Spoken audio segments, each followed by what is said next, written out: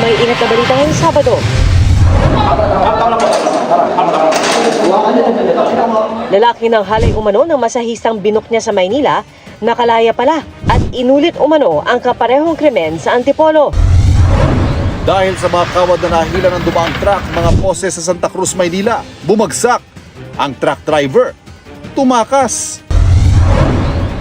Sa Russia, bus nahulog sa ilog, 7 patay. Nasa 40 Chinese vessel na mataang umaaligid sa Escoda Shoal, ilang nautical miles malapit sa Palawan. Pagtatambak ng corals ng China malapit doon. Posibleng paghahanda daw sa reclamation activities ayon sa Philippine Coast Guard. Exclusive, Pilipinas may bagong ocean tugboat na may water cannon, oil spill prevention, at kayang sumaklolo sa ating mga barko sa West Philippine Sea.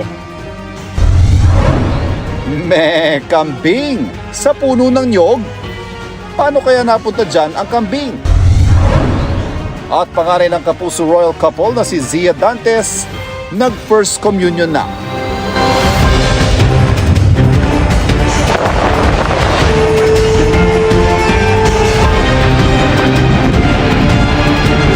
Nakatuto kami!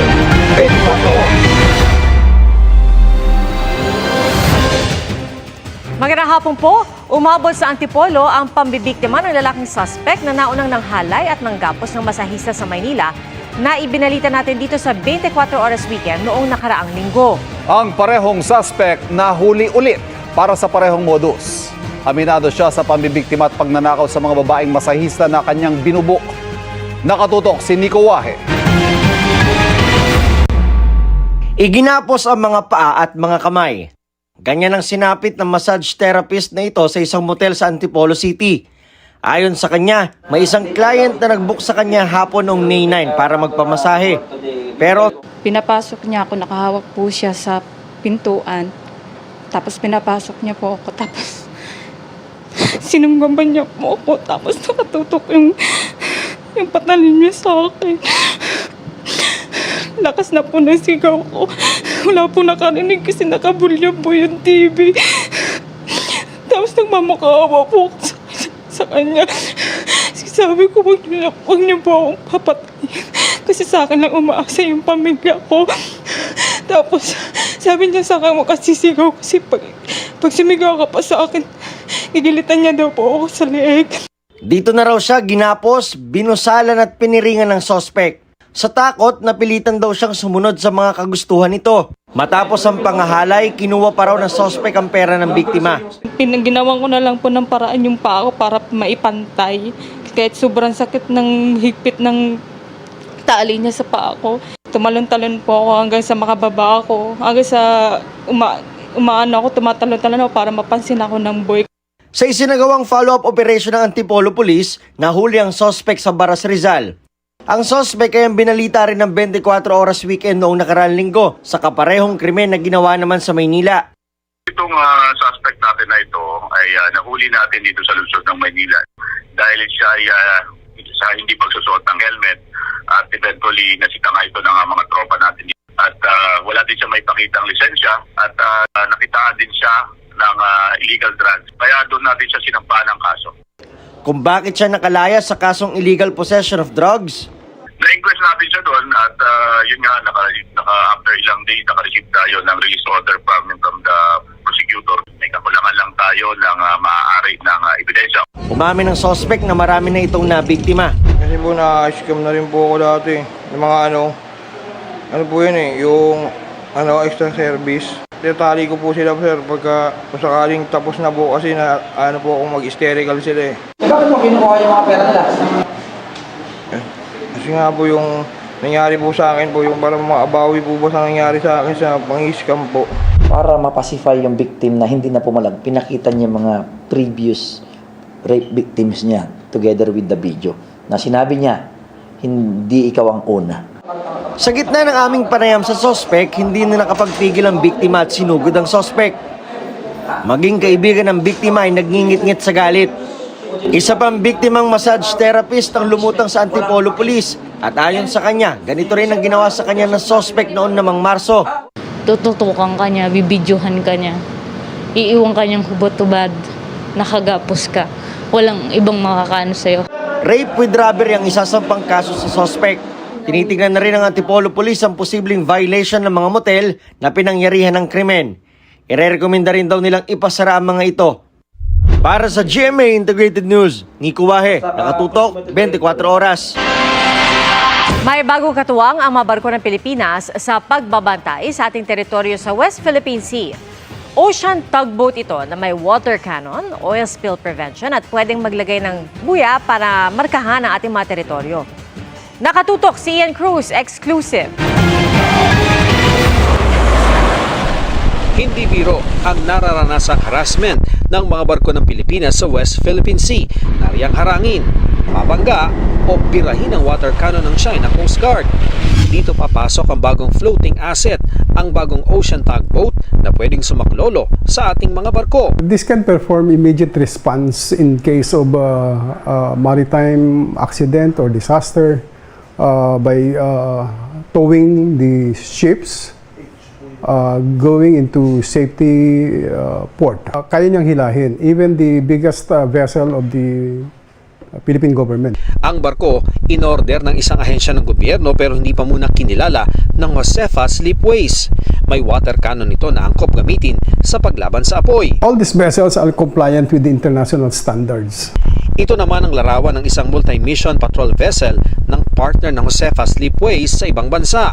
May kakayanan ito sa firefighting kaya malakas ang water cannon, oil spill prevention, pati na sa paglalagay ng buya para markahan ang ating mga teritoryo. Kasama ito sa proposal nila sa isa pang ahensya ng gobyerno para bigyan ng higit na kakayanan ang mga nagpapatrolya nating mga barko sa West Philippine Sea at iba pang teritoryo. Pinag-uusapan pa raw ang detalye nito.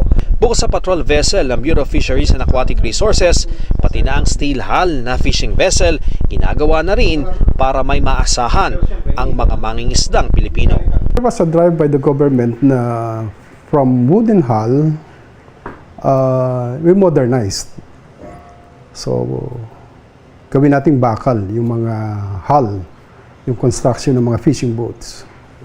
Para even during the weather, bad weather conditions, so matibay yung mga fishing boats natin. Para sa GMA Integrated News, Ian Cruz, nakatutok 24 oras.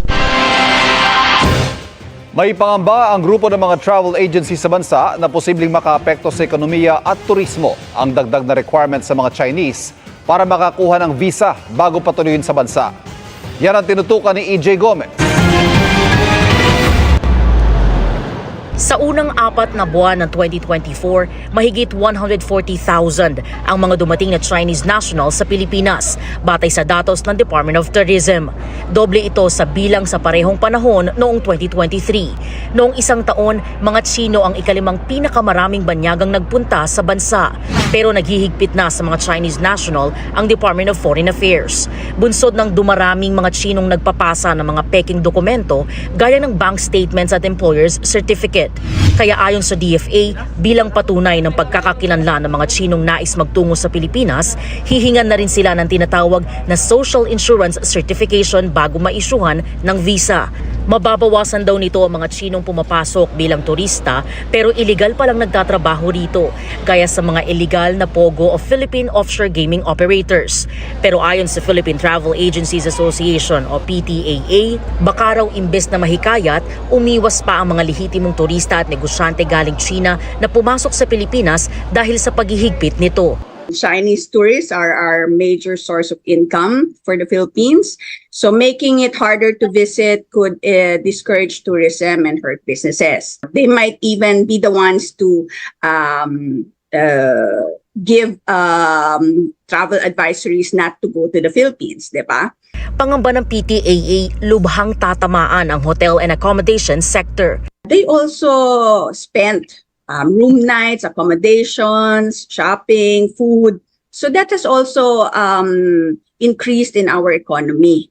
Ayon sa PTAA, dapat maging balanse at malinaw ang bagong polisiya para hindi maging issue ng diskriminasyon. Ang Department of Tourism, inaayos pa raw ang kanilang mga datos bago magbigay ng pahayag kaugnay ng pahayag ng PTAA. Nauna nang nilinaw ng DFA, walang kaugnayan sa polisiya ang issue ng Pilipinas at China sa West Philippine Sea. Para sa GMA Integrated News, EJ Gomez, nakatutok 24 oras. Story of two celebrity moms tayo this Mother's Day Eve. Si Aubrey Miles, meron ng anak na tapos na ng kolehiyo, habang si Charis Solomon naman, meron ng bagong tirahan. May chika si Lars Santiago. Akala mo, di ba ang waiter, kapag nagtitik May ng bagong balita mula kay Kapuso comedian Charis Solomon. Yan ang new home for Mother's Day. Bumili silang mag-asawa ng bagong bahay at nagsimula na sila ng mister at 3 anak na lumipat doon. Yung special wish ko lang talaga for Mother's Day is yung mapabilis yung paglipat namin. Nilagari naman ni Charis ang taping ng summer specials ng Bubble Gang at Pepito Manaloto kasama si Michael V sa magkaibang resort sa Nueva Ecija. Proud at excited din si Charis na mapasama sa bagong parody na ginawa ni Bitoy para sa Bubble Gang. Sobrang ganda ng kanta. Minsan nga nakakalimutan mo na yung original song pag ginagawa nyo ng parody. Si Aubrey Miles naman, busy sa pagganap sa Shining Inheritance bilang ina ng karakter ni Kailin Alcantara.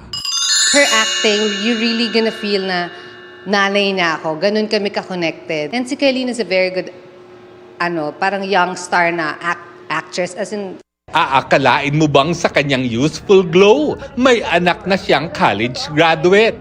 he just graduated from LaSalle, entrepreneurship. Tapos yung isa ko, high school naman. Ganun pala yung feeling nun. Totoo pala yun. Ngayong Mother's Day, ano kaya ang plano ni Aubrey at Mr. na si Troy na kasama naman sa afternoon prime series na Lilet Matias, Attorney at Law? Lagi naman kami nagsiselebrate. We always have weekends dinner. Si Charis, wala raw ibang plano para sa Mother's Day. Importante sa akin yung may time kami together at masulit ko yung time namin na isa't isa. Lars Santiago, updated sa showbiz happenings. Bumagsak ang isang poste sa Santa Cruz, Maynila nang mahila ng dumaang truck ang mga kable nito. Hawak na ng mga otoridad ang truck driver na tumakas matapos ang insidente. Nakatutok si Bernadette Reyes. Pasado alas 3:30 kaninang madaling araw, nakuna ng CCTV video sa Barangay 330 Zone 29 ang pagdaan ng dump truck na ito sa Ronquillo Street, Santa Cruz, Maynila. Pagkalagpas ng truck sa poste, unti-unting lumalay ang mga kable at bumagsak ang poste. Sa isa pang CCTV ng barangay, napatigil ang isang naglalakad at napa-U-turn ng isang tricycle. Pero ang truck na nakasagi sa mga wire, dire-diretso lang. Nakatak talaga siya nung mismong panel ng truck niya. Doon sumabit yung isang wire na nagmula rito sa posting ito. Kaya yun yung mismong nakuha niya yung mismong hanggang dulo na yon. Agad sinara ang kalsada sa mga motorista na nagpabigat ng trapiko sa kanto ng Rizal Avenue at Ronquillo Street. Kaya ang mga pedestrian at residente, no choice kundi maglakad. Siyempre, pamasahin namin pagpasok. Tsaka yung oras. Gaya niya, sarado pala, so uwi na lang kami. Bukod sa abala sa mga motorista matapos pansamantalang isara itong Ronquillo Street, abala rin para sa mga negosyo dito ang pagsasara ng kalsada. Walang customer, walang mga yung sasakyan na dumadaan dito. Doon lang naman kami umaasa sa mga customer na yung nagpa-park dito. Wala. Yung mga gustong mag-parking na customer, hindi makaano, di ba? Abal talaga yan, siyempre. Nasa kustodiya ng Manila District Traffic Enforcement Unit ang driver ng truck. Sa laysay niya, natakot siya kaya hindi agad huminto. Handa naman daw siyang panagutan ng insidente. Iniwasan po akong lubak. Ngayon po, hindi ko po napansin yung kuryente sumabit. Nakuha ko na lang po, may pumutok po sa taas. Pasensya na po sa naging abala po. Hindi ko po sinasadya. Ang pakiusap lamang po namin, kasi nakita naman po ninyo yung aming area is commercial area. So sana po, Hindi naman din po natin sinisisi yung tracking kasi alam naman natin accident lang po naman talaga yung pangyayari. So matulungan nyo sana kami dito sa aming pamahalaang barangay na maibalik ng maayos at mabilis po yung ating komunikasyon. Ayon sa PLDT, pagmamayari nilang natumbang poste, ina-actionan na raw ito ng kanilang teams para agarang mapalitan ng poste. Para sa GMA Integrated News, Bernadette Reyes, nakatutok 24 oras. Big time ulit ang nakaambang oil price rollback sa susunod na linggo. Sa tansya ng kumpanyang Uni Oil, hanggang 2 pesos and 10 centavos kada litro ang inaasahang tapyas sa gasolina. 50 to 70 centavos naman sa litro ng diesel. At ayon sa Oil Industry Management Bureau ng Energy Department, may epekto sa presyuhan ang patuloy na pagtaas sa inventaryo ng Amerika, paglakas ng dolyar, gayon din ang panibagong ceasefire proposal sa Gaza.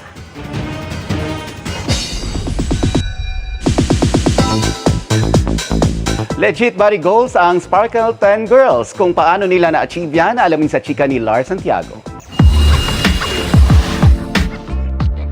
Bold, brave, and beautiful. Yan ang tatak ng strong, successful, and goal-oriented Kapuso Women Sparkle 10. Busy man sa kani-kanilang work schedule, tuloy pa rin ang girls sa pag-achieve ng kanilang 2024 body goals. Gaya na lang ng Running Man mainstays Angel Guardian and Lexi Gonzalez. Sabay kasi sa kanilang pagiging active runner ay ang pag-slay sa summer ready body. And the key for this body yaddy is healthy eating. Hilig ako sa gulay. Siguro yun din, kaya fiber. So, siguro napapabilis din yung metabolism. na sinamahan pa ng Keep Fit sessions. Pero important kasi balance dapat. So, nakakatulong talaga na nagwo-workout ka din. At least, di ba, nababurn mo din yung kinakain mo. Face card never declined naman sa fresh aura ni Lexi na giving simplicity is beauty energy sa kanyang IG snaps. Just in time distaginit ang kanyang beauty tip. Sunblock yan. Yan, legit talaga yun. Sunblock, tapos moisturize kasi nga mainit, so para di mag-dry yung skin. Here to slay with their fitness goals naman, sina Ashley Ortega at Shuvi Etrata. Si Ashley, beach ready na sa kanyang upcoming trip in Siargao. Paano ba kasi yan ma-achieve, Ashley? Usually I go for cardio all the time and ab workout. Siyempre, since summer, lagi naka-bikini, mga beach, para, di ba, mas confident tayo. Proud morena ala dalagang Filipina naman si Shuvi na ang tip, discipline. Mahilig ako mag-core workout. Kung hindi mo ini-envision na you will feel good about yourself, kailangan nasa mindset mo na sexy ka. So it's a discipline, it's a process. Hindi siya yung one time, big time. Lars Santiago, updated sa showbiz happenings. Abangan! Motorsiklo at pick-up sa Pangasinan nagkasalpukan. Hulikam na trahedyang sinapit na isang bus sa Russia. At bakit may kambing sa puno ng nyog? Tuloy-tuloy ang pagtutok sa 24 Oras Weekend.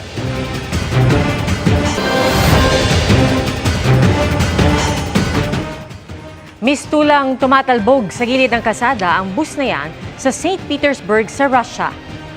Pagliko nito natamaan at kinaladkad ang dumaraang SUV hanggang sa dumiretsyong bus sa gilid ng tulay at nahulog sa ilog. 7 pasahero ang patay habang sugatan ang hindi bababa sa 10 pang sakay ng bus.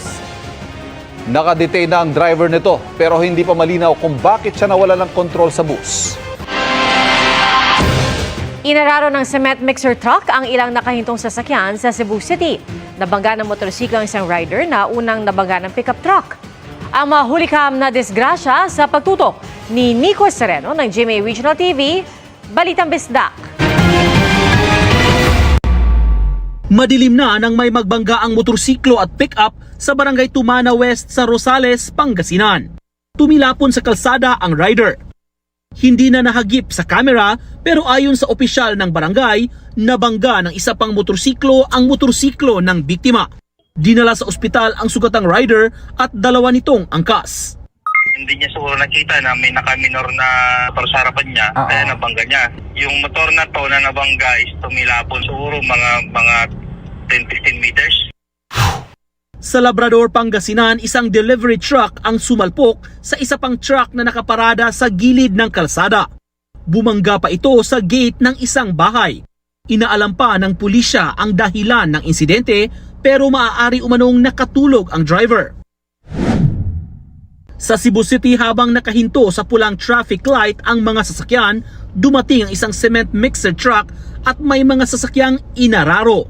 Unang tinamaan ang truck na may kargang mga baboy. Nabangga rin ang nasa harap na sasakyan at dalawa pang motorsiklo. Ayon sa pulisya, hindi gumana ang preno ng cement mixer truck. Nakipag-areglo na ang driver ng cement mixer sa mga sangkot. Para sa GMA Integrated News, Nico Sereno ng GMA Regional TV Balitang Bisdak, nakatutok 24 oras. Pinakakasuhan ng Ombudsman ng graft sina dating Health Secretary Francisco Duque III at dating Budget Undersecretary Christopher Lao. Isa sa mga reklamo sa Sandigan Bayan. Pinapanagot ang dalawa sa umano'y paglilipat ng mahigit 41 billion pesos para sa procurement ng COVID-19 supplies noong March 2020. Ayon sa Ombudsman, iligal ang paglipat ng pondo ng DOH sa procurement services ng DBM na pinamumunuan ni Lao. Pinapayagan lang umano ang Procurement Services DBM na bumili ng common use supplies at hindi nito sakop ang COVID-19 pandemic supplies na binili mula sa pondong galing sa DOH. Sinabi rin ng Ombudsman na maaaring DOH mismo ang bumili ng COVID-19 supplies. Sa hiwalay na desisyon sa reklamong administratibo laban sa dalawa, guilty sa grave misconduct, gross neglect of duty at conduct prejudicial to the service ang hatol ng Ombudsman kina Duque at Lao. Maghahain daw si Duque ng motion for reconsideration sa Lunes o sa Martes. Anya, may mandato silang bumili ng common use supplies para sa DOH, kaya binaba ang pondo na accounted for. Kinukunan pa ng pahayag si Lao na wala pang tugon sa ngayon. At blue sa kalangitan sa Wisconsin sa Amerika. Yan ang makulay na Northern Lights o Aurora Borealis na namataan din sa Switzerland, Germany at United Kingdom. Maganda man sa paningin, posibleng epekto raw ito ng extreme solar flare na ibinuga ng araw. Una nang nagbabala ang National Oceanic and Atmospheric Administration ng Amerika kaugnay sa level G4 na geomagnetic storm na tatama sa mundo. At kung ihahalin tulad raw ito sa bagyo, nasa severe category ito. Posible raw ito magdulot ng malawakang problema sa kuryente at orientation ng mga spacecraft sa kalawakan. Inasahang tatagal ang geomagnetic storm hanggang bukas, May 12.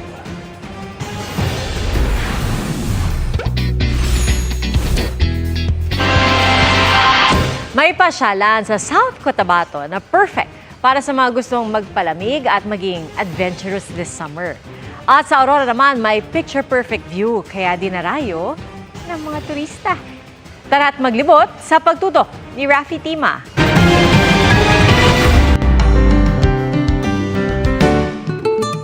Takasan ng init at dumayo sa dulo ng Pinas.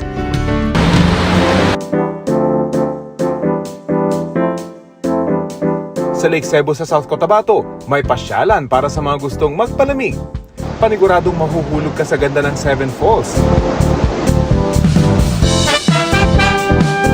Na mas pinafresh ng mga puno sa paligid. Perfect for nature lovers na mahilig magtampisaw at sumisid. At kung adventure ang hanap, may water tubing activity. O ang nakalululang zipline na binansagang pinakamataas sa Southeast Asia. Tila heaven is a place on earth ang Lake Cebu na may picture-perfect na tanawin. At swak para sa pamilya at mga kaibigan. Mapipil mo talaga dito yung peace of mind at makakapag-relax ka talaga. Going north, patok sa mga turista, ang Bislac River sa Vintar, Ilocos Norte. Pwedeng mag-bonding over picnic o kaya habang nagkakayak. Kung feeling adventurous, itry ang zipline o mag-bike habang nasa ere. Sa katabing bayan naman ng Bacara, may sariling pakulo sila sa Bislac River. Pwedeng magtampisaw sa crystal clear at malamig na tubig ng ilog. May pakubo rin doon para pagtambayan at i-enjoy ang summer breeze. If you're too far from the north, pwedeng umaura sa Dingalan Aurora. I-enjoy at libutin ang malaparaisong view ng bundok sa pamamagitan ng boat ride. May mga rock formation din at kuweba na nakaharap sa Pacific Ocean. O, saan tayo sa susunod na pasyal o kahit food trip? I-share nyo sa 24 Oras Weekend page ang inyong travel at food adventures. Para sa GMA Integrated News, Rafi Tima nakatutok, 24 Oras. Nasa 40 Chinese vessel ang namataang umaaligid sa Escoda Shoal, ilang nautical miles malapit sa Palawan. Naniniwala ang Philippine Coast Guard. Posibleng paghahanda sa pagtatayo ng artificial island ang pagtatambak ng patay na corals ng China malapit doon. Nakatutok si Jonathan Andal. Sa video na ito ng Philippine Coast Guard, makikita ang ilang taong umaahon mula sa dagat. Ayon sa PCG, mga diver ito ng China na gumagawa ng marine assessment sa West Philippine Sea. Pero ang mas nakababahala rito, sabi ng Coast Guard, lumalapit sa Palawan ang mga researcher ng China. Nakuna ng 3 Chinese research vessels na ito sa Escoda Shoal o Sabina Shoal na pasok sa exclusive economic zone ng Pilipinas. It is very alarming because Escoda Shoal is just 75 nautical miles away from the coastline of Palawan. Ganyan na siyang kalapit ngayon.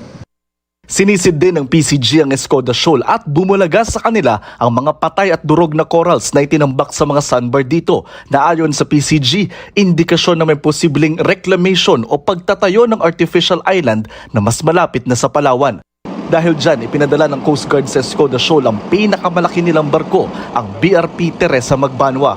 26 days na itong naroon simula April 15, pinakamatagal na deployment ng barko ng PCG sa West Philippine Sea. Layo nitong pigilan ng China na palawakin ang mga sandbar sa Escoda Shoal at maaktuhan silang nagtatambak ng mga patay na corals doon.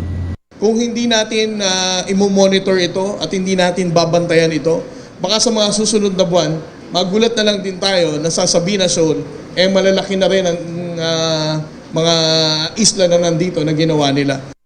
Ang problema, sobrang dami na ng barko ng China sa Escoda Shoal. 34 na Chinese militia, 4 na Chinese Coast Guard at mayroon pang mga barko at helicopter ng Chinese Navy. Ang tanong ngayon, kaya ba itong itaboy ng ating Coast Guard? Kaya rin ba nilang hulihin ang mga nagre-research ng walang permit mula sa DFA? Technically, ang Philippine Coast Guard has the mandate to do that. Pero by the time we reach ang mga service boats ng mga marine scientists na to, magdi-deploy na rin ang China ng 5 rigid hull inflatable boats para harangan ng Philippine Coast Guard. In violent response to counter them or to drive them away is not part of our strategy. Pero sa tingin ng Coast Guard, epektibo ang pagbabantay nila sa Escoda Shoal dahil hindi na raw nagtatambak ng patay na corals ang China sa mga sandbar doon. Sabi ng Coast Guard, magdadala rin sila ng mga marine scientists mula sa UP at BFAR para suriin ang mga sandbar sa Escoda Shoal. Hindi muna aalisin ng PCG sa Escoda Shoal ang pinakamalaki nilang barko. Para sa GMA Integrated News, Jonathan Andal, nakatutok, 24 Oras. Sinusubukan pa namin kunan ng pahayag ang Chinese Embassy, kaugnay ng mga sinabi ng Philippine Coast Guard. May fresh at talaga namang refreshing na summer drink na binabalik-balikan sa Gensan. At ang matinding init na dinaraing ng marami, pwede rin puhunan sa negosyong daing. Ang mga diskarte para kita mo ang asenso, tinutugan ni Chris Doniga ng GMA Regional TV, 1 North Central Luzon. Ang matinding init na idinaraing ng marami, biyaya para sa iba.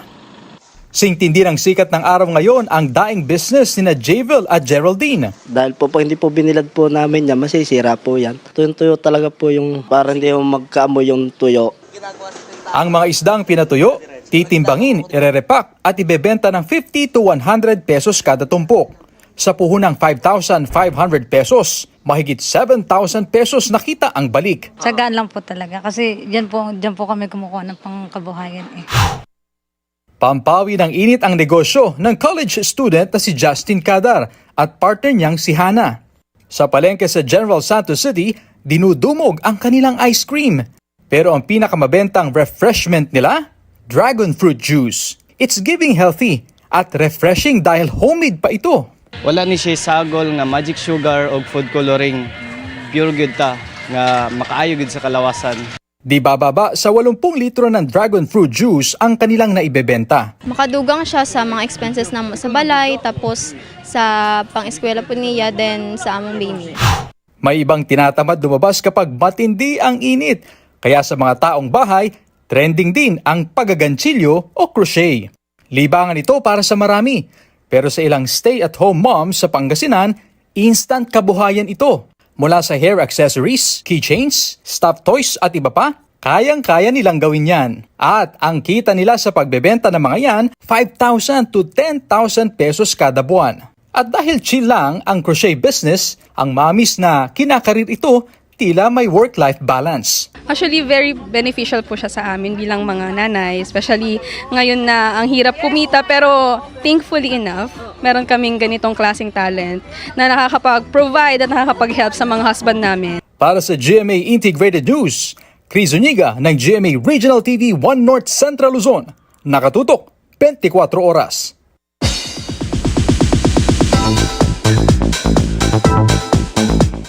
Mapapasabi ka ng feel old yet sa chikang ito. Tila ganyan kasi ang feeling ng marami ngayong nag-first communion na ang panganay ng Kapuso Royal couple na si Sia Dantes. All smiles sina Dingdong Dantes at Marian Rivera sa harap ng altar pati na sa labas ng simbahan for Sia's milestone. Up next, ang makapigil-hiningang mission ng Running Man Philippines Season 2 magsisimula na. At ang pag-rescue sa kambing na nakaakyat sa puno ng nyug. Non-stop ang pagtutok dito sa 24 Oras Weekend. Mamaya na po ang inaabangang bagong season ng Running Man Philippines. Ang pasiklaban sa habulan at kulitan bago ang pagsabak sa real challenges. Alamin sa aking chika. The long wait is over. Tonight, mapapanood na ang second installment ng Running Man Philippines. Mag-ready na sa mga exciting at makapigil-hiningang missions na pipiliting mapagtagumpayan ng ating mga runner. Mas palaban ang runners. At ang bagong runner na si Miguel Tan Felix, sasalang sa matinding mga pagsubok. Honestly, lahat ng expectations ko sa Running Man walang natupad. Dahil ganun ka extreme, ganun ka unpredictable yung show. Kahit anong pwedeng mangyayari. Kaya yun yung dahilan kung bakit exciting yung Running Man. Bukas, mas magiging mahirap ang mga misyon. Diretso agad ang runners sa isang beach para harapin ang mga challenge na ibibigay sa kanila sa gitna ng winter. Bukod dyan, pahirap ng pahirap ang mga misyon. Kayanin kaya ito ng mga runners. Gusto ko na po mag-back out talaga. Nilalagay ko sa kokote ko paulit-ulit na mag-start yung race na yun. Setup lang to, trabaho lang to, pero hindi, parang ayoko rin talaga ituloy eh. Pero yun lang talaga, sabi nga ni Boss G, sabi sa lyrics ng kanta namin, go lang and go.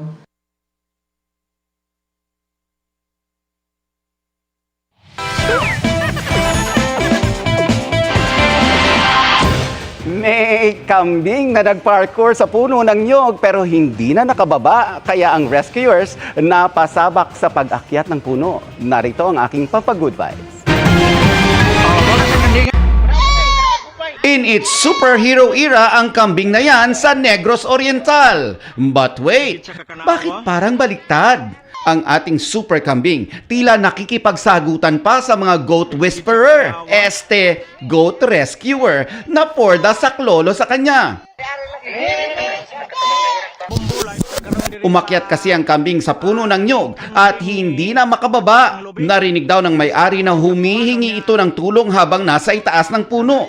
Kaya tumawag sila ng barangay na mabilis na pinuntahan ang stranded na kambing. Dahan-dahan nila itong inakyat at tinalian para maibaba mula sa puno.